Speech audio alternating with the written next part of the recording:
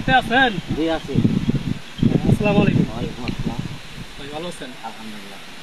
তো যাই হোক আমরা তো আসছি কোম্পানি থেকে, ঠিক আছে? যেমন ধরেন আমরা বিভিন্ন যে সমস্যাগুলো থাকে এই সম্পর্কে একটু ওই পরিদর্শন করতেছি আর কি।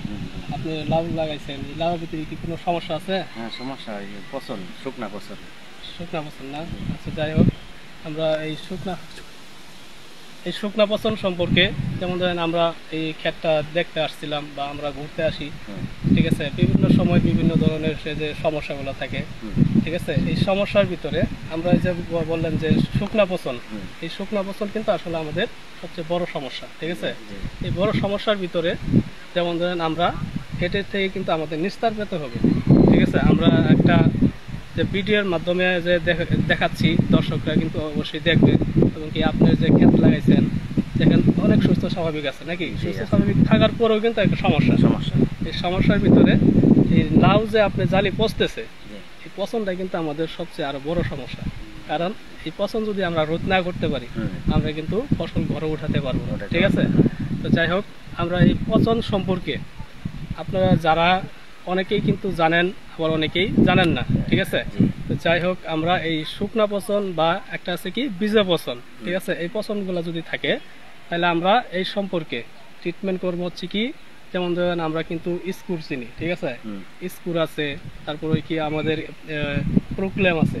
এগুলো হচ্ছে আমাদের বীজের যে পচনটা, এই পচনটা সম্পর্কে আমরা স্কুর এবং প্রোক্লেম এটা ব্যবহার করব। তারপর হচ্ছে কি আমাদের যে ওই যে শুকনা পচন যেটা বললাম, এই শুকনা পচনটা কিন্তু আমাদের প্রোটোজিম কিন্তু চিনি নাকি? এই প্রোটোজিম এবং সাথে যদি আমরা একতারা ব্যবহার করি তাহলে দেখা গেছে আমাদের যে সমস্যাগুলা এই শুকনা পচন বা বীজা পচন এগুলার আমাদের থাকবে না। আরেকটা বিষয় হচ্ছে আমাদের যেমন ধরেন আমরা এই যে লাউ তো লাগাইছি নাকি?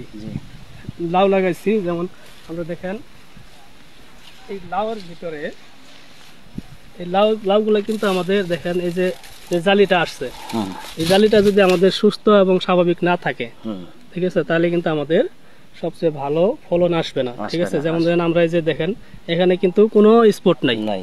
যদি স্পট না থাকে তাহলে কিন্তু আমাদের এই লাউটার সবচেয়ে চাহিদা থাকবে বেশি বাজারে, ঠিক আছে?